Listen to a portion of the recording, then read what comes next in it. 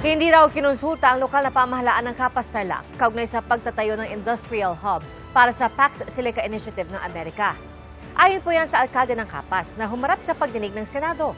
Bukod po sa maapektuhang mga sakahan at tirahan, mangangamba rin ang mga katutubo sa posibleng epekto ng proyekto sa libingan ng kanilang mga ninuno. Saksi si Sandra Aguinaldo. Pinsala sa mga lupain, kalikasan at kabuhayan. Ilan lang yan sa mga pinangangambahang epekto ng planong pagtatayo ng industrial hub na nakafocus sa artificial intelligence sa Capas Tarlac sa ilalim ng Pax Silica Initiative ng Amerika. Kaya tinututulan ito ng ilang grupo. Kanina, pinatawag sa Senado ang ilang opisyal ng gobyerno para mabigyang linaw ang mga issue. Ayon sa Business Conversion and Development Authority o BCDA, nasa 75 pamilya lang ang maapektuhan nito. Bagay na itinanggi ng kinatawa ng Indigenous Peoples Community. Ang census namin talaga doon sa Sapang Kawayan, asa 1,000 kami.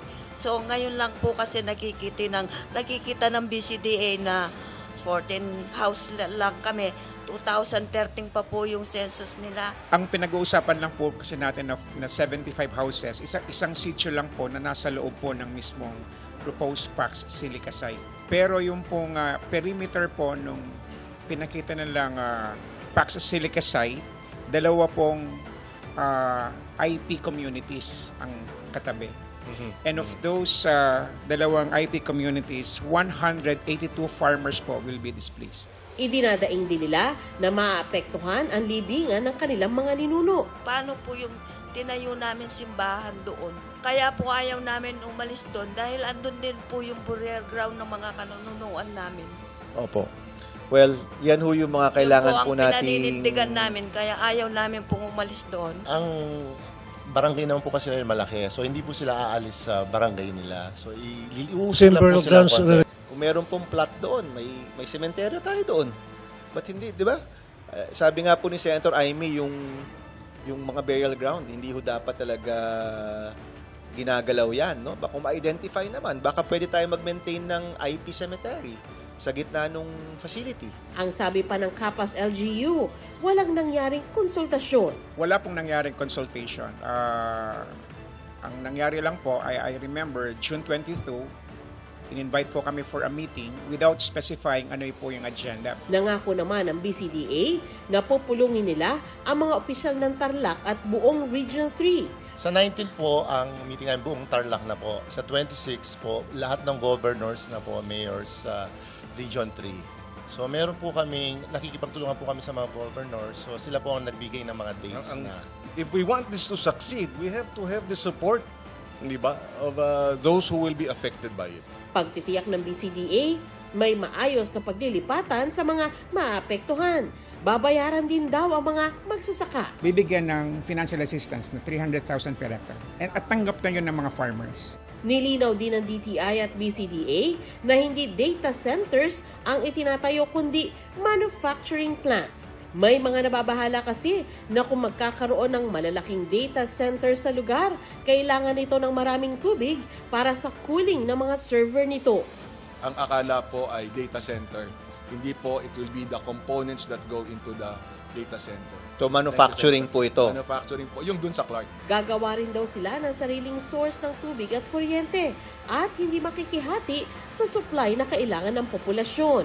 Ang tinitingnan po namin dito, yung mga waterways, mga ilog, kasi umaagos lang po yung tubig doon. Sa isang ilog pa lang po yung tiningnan namin na sapat na po ay yung Bangot River. Inaaral na rin po ngayon yung desalination.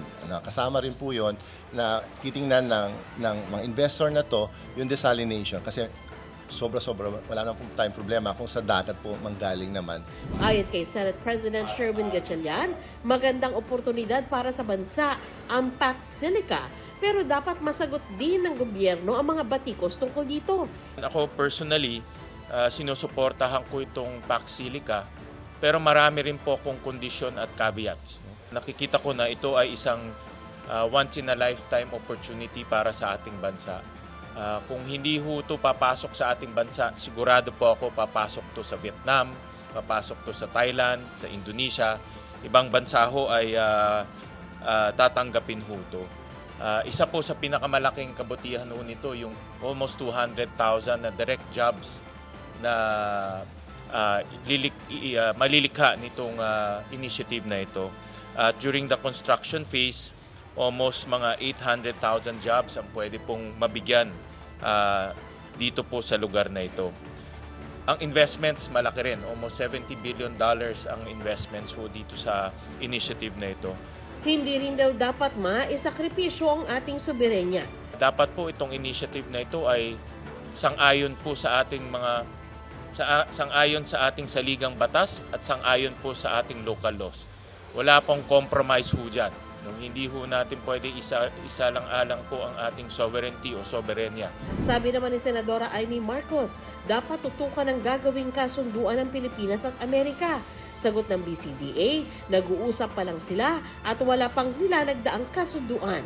Wala naman tututol sa Pax Silica kung ito ay magbibigay ng karagdagang hanap buhay at kaunlaran para sa ating bansa. Hindi lamang dun sa 3 probinsya, kundi sa lahat. Ngunit, ako'y abalang-abala sa linalaman nitong sinasabing framework. Kasi ito may kinalaman na sa ating soberanya at sa jurisdiction.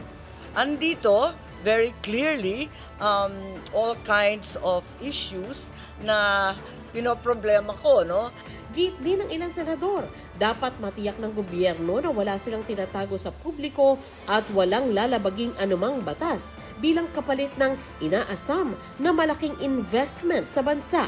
Si Pangulong Bongbong Marcos tiniyak na di papayagan ang epekto sa kalikasan at pananamantala sa Pilipinas. What we are interested in is to benefit our people in terms of jobs, in terms of investment into the country, in terms of the advancement of our capabilities, in terms of technology, in terms of training, reskilling. Ako si Sandra Aguinaldo, ang inyong saksi.